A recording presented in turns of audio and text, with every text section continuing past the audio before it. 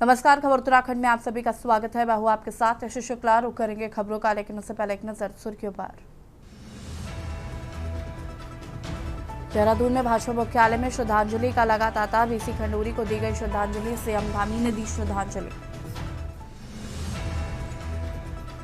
हरिद्वार में गंगा में अपशिष्ट डालने का आरोप का वीडियो वायरल, पुलिस ने मामले की शुरू की जांच। पौड़ी डीएम ने किया जल संस्थान कार्यालय का औचक निरीक्षण, ड्यूटी के समय घर में मिले जेईएसई का वेतन रोका। उत्तराखंड में 17 दिन के भीतर बिजली की मांग फिर 1 करोड़ यूनिट बढ़ी, प्रदेश में संकट के आसार। रुद्रनाथ यात्रा में उमड़ा तीर्थयात्रियों का सैलाब, 200 के ठहरने की व्यवस्था, पहुंच गए 600 श्रद्धालु। उत्तराखंड में गर्मी का कहर जारी, दून में 40 डिग्री के पास पहुंचा पारा, मैदानी इलाकों में गर्म हवा का येलो अलर्ट।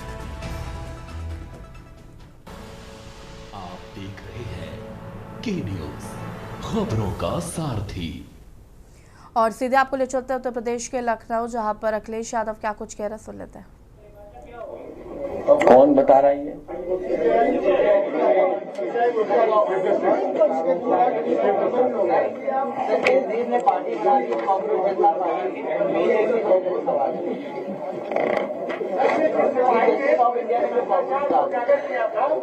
भाजपा वो एम्पायर है जो सदियों से चली आ रही इस गैर बराबरी की इस लड़ाई को बेईमानी से जीतना चाहती है।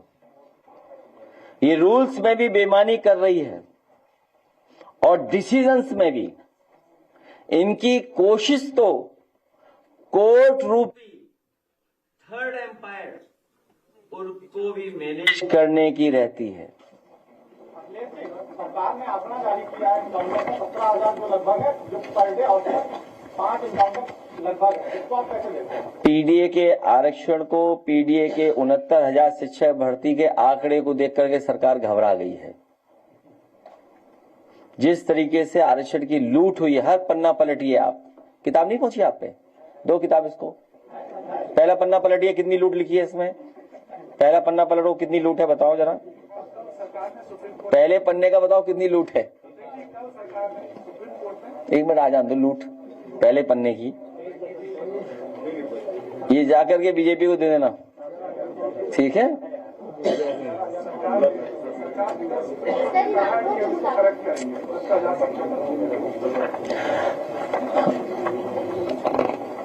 सरकार हर पन्ने को ठीक कर दे।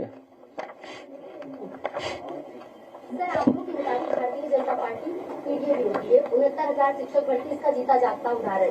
लेकिन फिर भी बड़ी संख्या में दलित वोटर बैंकर्स जो है वो भारतीय जनता पार्टी की तरफ बढ़ जाते हैं। 2027 की जो लड़ाई है वो कितनी चुनौतीपूर्ण है? कहाँ के आंकड़े दिखाई आप? अवधेश जी, ये जीत के आए हैं, दिखाई नहीं दे रहा आपको?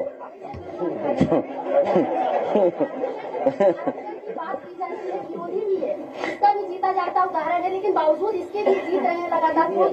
कौन सा चुनाव? देखिए, ये सही है कि नहीं, ये सही है कि बहस को बदलना बीजेपी से सीखे।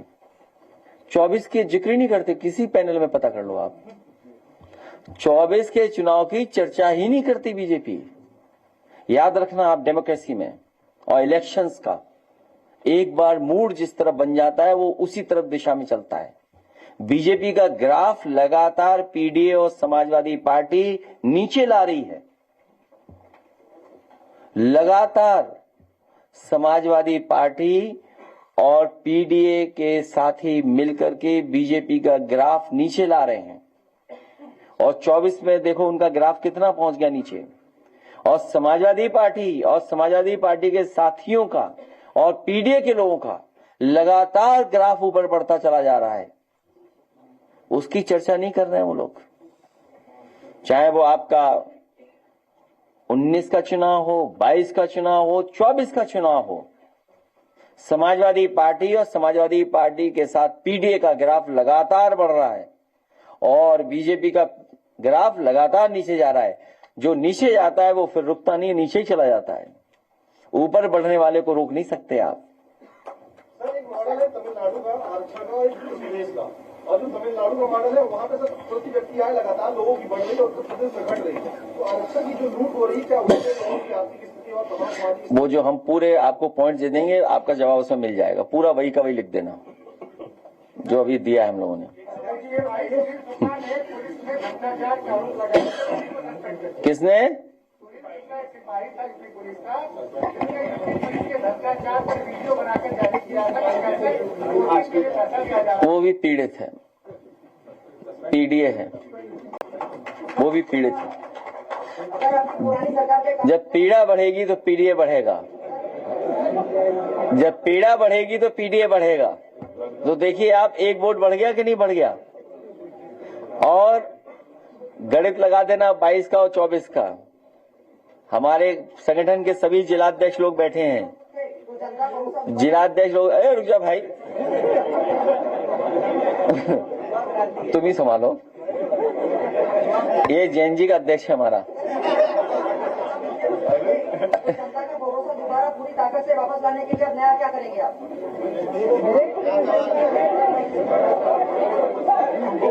कोई बात नहीं, कोई नहीं। ये हमारे पार्टी के जितने भी साथी हैं, संगठन के लोग, 5 वोट भी अगर बूथ पे हम लोग बढ़ा ले जाएंगे, 5 वोट भी पर बूथ, तो बीजेपी का पता नहीं लगेगा। इसीलिए बीजेपी घबराई हुई है, इसीलिए बीजेपी घबराई हुई है। और सबसे कठिन, सबसे महत्वपूर्ण लड़ाई उत्तर प्रदेश की होने जा रही है। हमें हर एक से लड़ना पड़ेगा, लेकिन हमें पूरा भरोसा है उत्तर प्रदेश की जनता पर कि इस बार समाजवादियों की ऐतिहासिक जीत होगी, पीडीए की सरकार होगी, सामाजिक न्याय के राज की स्थापना होगी। हाँ, एक बच्चे, ये नौजवान कुछ पूछ रहा था। क्या है बेटा नौजवान? ये अगर आपकी पुरानी सरकार के काम इतने मजबूत थे तो जनता भरोसा दोबारा पूरी ताकत से वापस लाने के लिए अब नया क्या करेंगे? अभी इसको एससीएल भेजो। मेरे साथी एक काम करना, पॉकेट मनी है कि नहीं है? ठीक है, 2000 रुपए हमारी तरफ से भी इसको पॉकेट मनी दीजिए। और इसलिए पॉकेट मनी दे रहा हूं मैं कि ये प्लासियो मॉल जाए, वहां स्टारबक्स की कॉफी पीना, क्योंकि पैसे देने पड़ेंगे ना। स्टारबक्स की कॉफी पीना, पूरा मॉल देखना आप। वो मॉल बीजेपी ने बेच दिया, वो सरकार का मॉल था। इसके बगल में आपको इंटरनेशनल स्टेडियम मिलेगा। हमारे मुख्यमंत्री जी तो 3 टप्पे के बाद भी बल्ला हवा में घुमाते हैं। और फिर तो पॉकेट मनी बढ़ाना पड़ेगा। ठीक है जैन जी, डन। तो तुम थोड़ी जैन जी हो, गाइड चाहिए होगा ना जैन जी को एक। तो इसलिए आप पे कोई सवाल नहीं है, अब मामला खत्म हो गया है। यहाँ पर किताब के पन्ने पलटो, पहले पन्ना पलटो, पहले पन्ने से पूछिए आप, ऐसे नहीं पूछिए आप। तो इसलिए मैं अपने सभी साथियों से और जो अपने संगठन के लोगों से कहूंगा कि आज हमारी आपकी प्रेस हुई है, ये सभी कागज, सभी चीजें आप तक देंगे। 1 हफ्ते के अंदर, 1 हफ्ते के बाद आप लोग भी लगातार गांव-गांव, घर-घर, मोहल्ले इसको पहुंचाना शुरू कर देना, क्योंकि जैसे ही आप इसको पहुंचाने से फ्री होंगे, तब तक दूसरी किताब और आपको इसी तरह मिल जाएगी दूसरे विषय पर। जब तक बीजेपी इसका जवाब ढूंढेगी, तब तक दूसरी किताब पहुंच जाएगी। मैं जानता हूं बीजेपी जवाब नहीं ढूंढेगी, बीजेपी के पास कोई जवाब नहीं है।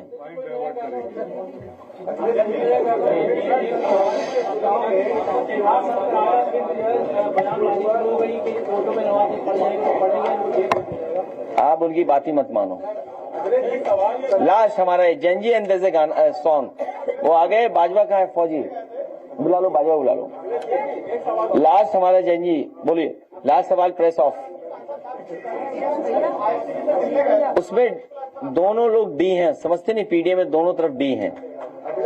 पीडीए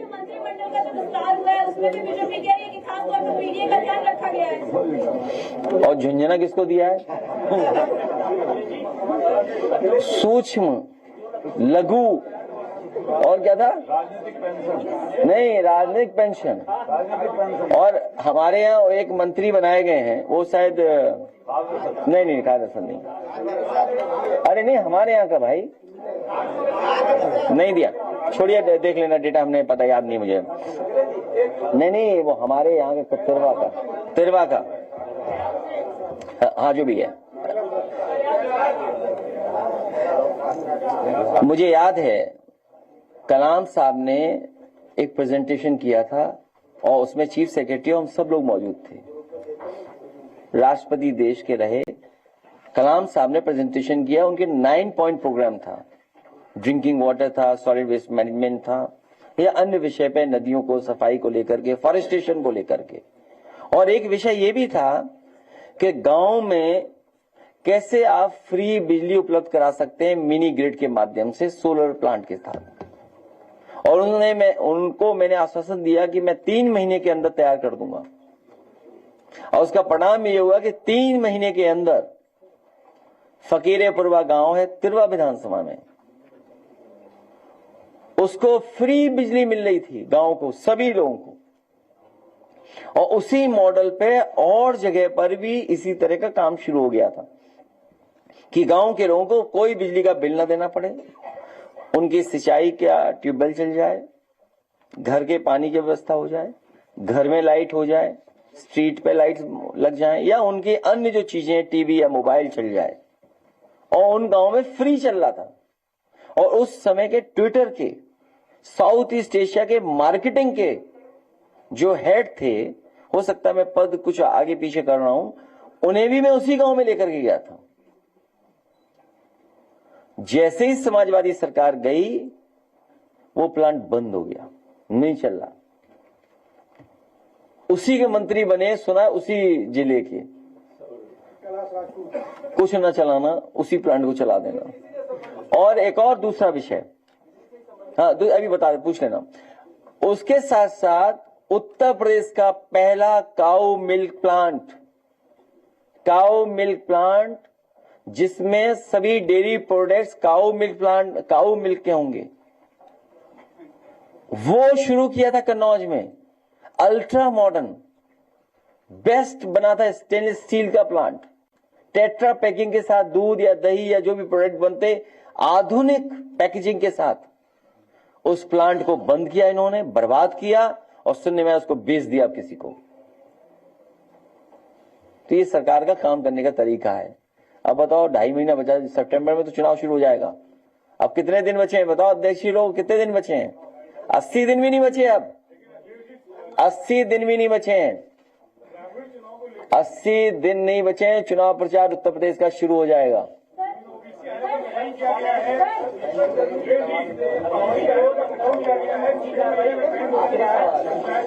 क्या चीज? किसका गठन किया गया है? तुम्हें क्या लगता है किस लिए गठन किया गया वहां? अरे छोड़िए ना, क्या गठन किया उन्होंने? यहाँ सरकार हटाने में हम लोग लगा रहे हैं काम, तुम कह रहे गठन कर लिया किसी चीज का। लास्ट सवाल अभी इनका, सेकंड लास्ट।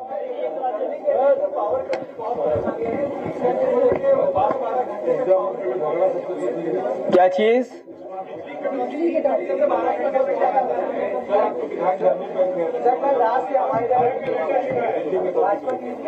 देखिए, भारतीय जनता पार्टी ने कोई बिजली बनाने का बड़ा कारखाना उत्तर प्रदेश में नहीं लगाया, और मुख्यमंत्री जी पता नहीं क्यों नाम लेने से भी घबराते हैं। 6 सुपर क्रिटिकल थर्मल प्लांट,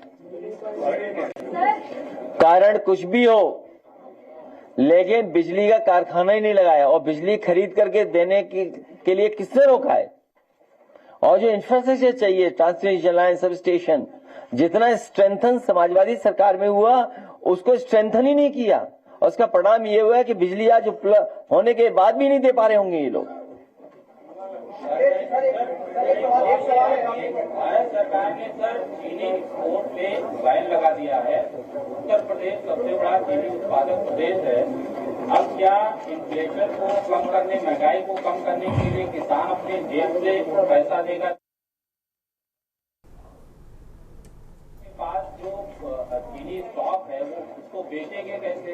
अगर नहीं बेचेंगे तो फिर जो पेमेंट की प्रक्रिया है वो कैसे होगा? आने वाला गन्ना कैसे खरीदेंगे? सर, और अब रुक करेंगे उत्तराखंड की खबरों का। उत्तराखंड के पूर्व मुख्यमंत्री और वरिष्ठ भाजपा नेता मेजर जनरल भुवन चंद्र खंडूरी के निधन से पूरे उत्तराखंड में शोक की लहर है। सुबह उनका पार्थिव शरीर भाजपा प्रदेश कार्यालय ला गया। मुख्यमंत्री धामी, कैबिनेट मंत्री, विधायक और भाजपा नेताओं ने उन्हें श्रद्धांजलि अर्पित की है। विधानसभा अध्यक्ष और भुवन चंद्र खंडूरी की पुत्री रितु खंडूरी ने कहा कि उनके जाने से उत्तराखंड को नुकसान हुआ है। उनका जीवन सभी के लिए प्रेरणादायक रहा। उन्होंने कहा कि हमने उनसे देशभक्ति और मातृभूमि के प्रति समर्पण सीखा है।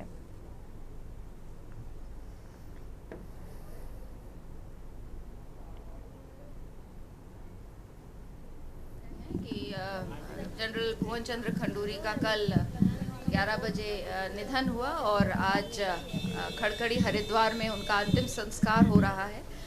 हम सभी के लिए, परिवार के लिए और उत्तराखंड जो उनका बड़ा परिवार था, हम सभी के लिए बहुत बड़ा आज नुकसान हुआ है। हम सब दुखी हैं, परेशान हैं, लेकिन दूसरी तरफ हम चाहेंगे कि हम उनके लाइफ से जो जीवन उन्होंने जिया है उसको देखें, उसको सेलिब्रेट करें। छोटा सा लड़का सेना में गया, 3 लड़ाई लड़ी, 63, 65 और 71 की लड़ाई लड़ी।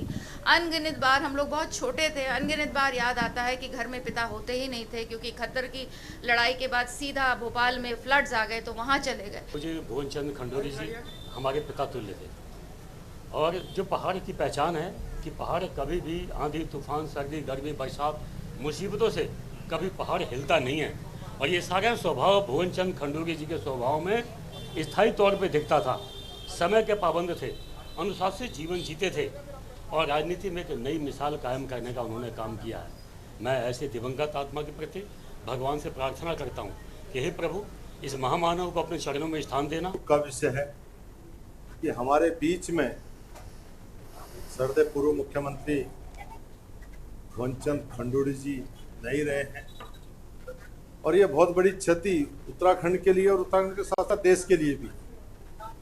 आपने देखा होगा कि सरदे भुवन चंद्र खंडूरी जी जब सेना में थे तब भी देश की सेवा की है, देश का मान और सम्मान उन्होंने बढ़ाया है।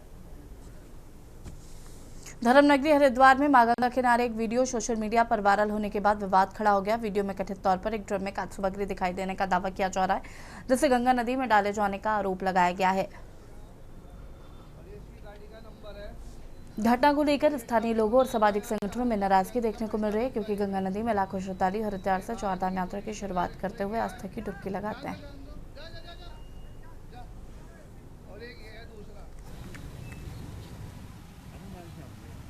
तो यहाँ गंगा जी में साइड में डाल दो, चावल डाल ले।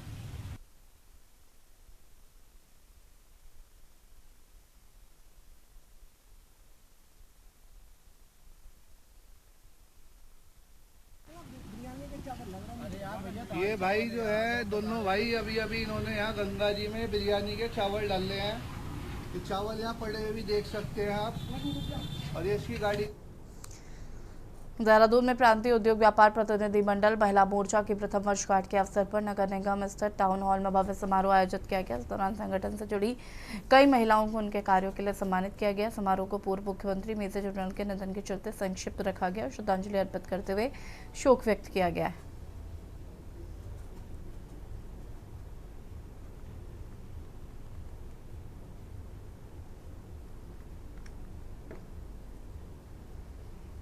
देखिए, आज का जो समारोह है वो हमारे हर्ष और खुशी का है। हम इसको मिलकर के मना रहे हैं, एक दूसरे को प्रोत्साहित कर रहे हैं। हमने उन महिलाओं के लिए कार्य किया है जिन महिलाओं को एक आत्मसम्मान और बढ़ावे की बहुत ही सख्त जरूरत थी। उन महिलाओं को एक कंधा चाहिए था जिस पे वो अपने हाथ रख करके एक दूसरे के साथ बढ़ सके। हमने पूरे साल जो कार्य किए हैं उसको आज हमने इसमें प्रोजेक्टर में आप लोगों को दिखाया है कि हमने प्रतिदिन दौड़ दौड़ के बाढ़ पीड़ितों से लेकर के आज की स्टेज तक अभी भी मेरी महिलाएं काम कर रही हैं। आज प्रांतीय उद्योग व्यापार मंडल की महिला विंग है, उसकी अध्यक्ष मधु गुप्ता जी है, जो उसकी वर्षगांठ बना रही है अपनी। 1 वर्ष पहले हमने उनको चुना था, उनको अध्यक्ष बनाया था और आज 1 साल पूरा हो गया। 1 साल में पूरे देहरादून के 100 वार्डों के अंदर जो व्यवसाय आजीविका चलाती है बहनें, उनको सबको जोड़ने का जो सार्थक प्रयास बहन ने किया, उसके माध्यम से एक गेट टुगेदर बहन ने रखी है, सभी बहनों को इकट्ठा किया। खबर रुद्रपुर से है, जहां पर उधम सिंह नगर जिलाधिकारी नीतीश सिंह भदौरिया ने जिला सभागार में मुख्यमंत्री को योजनाओं, जिला योजना, आजीविका सृजन कार्यक्रम और 25 सूत्री कार्यक्रम की समीक्षा बैठक की है। बैठक में उन्होंने संबंधित अधिकारियों को स्पष्ट दिशा निर्देश दिए हैं। दूसरी चीज ये है कि इसमें भारत सरकार, इसके अलावा सीएम हेल्पलाइन की भी पूरी रिव्यू की गई और जो भी हमारे लॉन्ग पेंडिंग इश्यूज रहे सीएम हेल्पलाइन में, उनको दूर करने के लिए पूरा निर्देशित किया गया है। और इसमें यह भी निर्देशित किया गया है कि 30 तारीख तक अगर जिसका भी पूर्ण नहीं हो पाता है तो उसके खिलाफ कार्रवाई अमल में लाई जाएगी। और इसके अलावा हमारी सॉलिड वेस्ट मैनेजमेंट की भी आज बैठक हुई। सॉलिड वेस्ट मैनेजमेंट में सुप्रीम कोर्ट के बहुत क्लियर गाइडलाइंस आ गए हैं और उनको हम लोगों ने पूरे इसमें के पूरे जनपद में हम लोगों ने इसको प्रचारित कर दिया गया है। और अब जो भी अगर इसमें सॉलिड वेस्ट मैनेजमेंट गाइडलाइंस की कार्रवाई नहीं किया जाएगा तो इसमें डिस्ट्रिक्ट कलेक्ट्रेट को काफ़ी पावर्स दी गई हैं उसको अमल में लाने के लिए। स्पेसिफिकली बल्क वेस्ट जनरेटर्स पे हम लोगों की निगाह तो ज़रूर रहेगी। तो आज उस कार्यशाला का भी आयोजन किया गया और इसमें हम लोग पूरा प्लान लेकर शासन को सबमिट कर रहे हैं। रुद्रपुर में जिला सभागार में आयोजित तहसील दिवस में जनता की समस्याओं को गंभीरता से सुना गया। कार्यक्रम की अध्यक्षता जिलाधिकारी नीतीश सिंह भदौरिया ने की। इस दौरान भूमि विवाद, मनरेगा भुगतान, सड़क, बिजली और गैस आपूर्ति से जुड़ी कुल 9 शिकायतें दर्ज की गई। प्रशासन ने त्वरित कार्रवाई करते हुए 8 शिकायतों का मौके पर निस्तारण किया। और दूसरी चीज ये है कि इसमें भारत सरकार से विजिटर्स आएंगे, वो पूरा इसका इन्वेस्टिगेट करेंगे। तो पूरा एक रिप्रेजेंटेटिव हो, जीबी पंच यूनिवर्सिटी के रिप्रेजेंटेटिव हो, सो ऑन सो फोर्थ में काशीपुर नगर निगम और नगर निगम रुद्रपुर हमारे 2 बड़े शहर हैं। यहाँ पे बहुत ज़्यादा बड़ी रहेंगे। प्लस अभी भी हम लोग देख रहे हैं वेस्ट प्रोसेसिंग की सुविधा रूरल एरिया में नहीं है, तो रूरल एरिया में नहीं होने के कारण ये बोझ अर्बन एरिया पे तो बढ़ेगा। और क्योंकि ये बोझ अर्बन एरिया पे वो की जा रही है, इसकी मॉनिटरिंग की जा रही है एंड बहुत ही ज़्यादा इसको पूरे नॉट ओनली उत्तराखंड बट पूरे इंडिया में नेशनल लेवल पे इसको लिया जा रहा है क्योंकि सुप्रीम कोर्ट। देहरादून में ऑपरेशन प्रहार के तहत पुलिस ने नशा तस्करों के खिलाफ बड़ी कार्रवाई करते हुए अलग अलग थाना क्षेत्रों से 3 अभियुक्तों को गिरफ्तार किया। कोतवाली सासपुर पुलिस ने 326 ग्राम अवैध चरस के साथ सहारनपुर निवासी दंपति नूर बेगम और काबुल को गिरफ्तार किया है।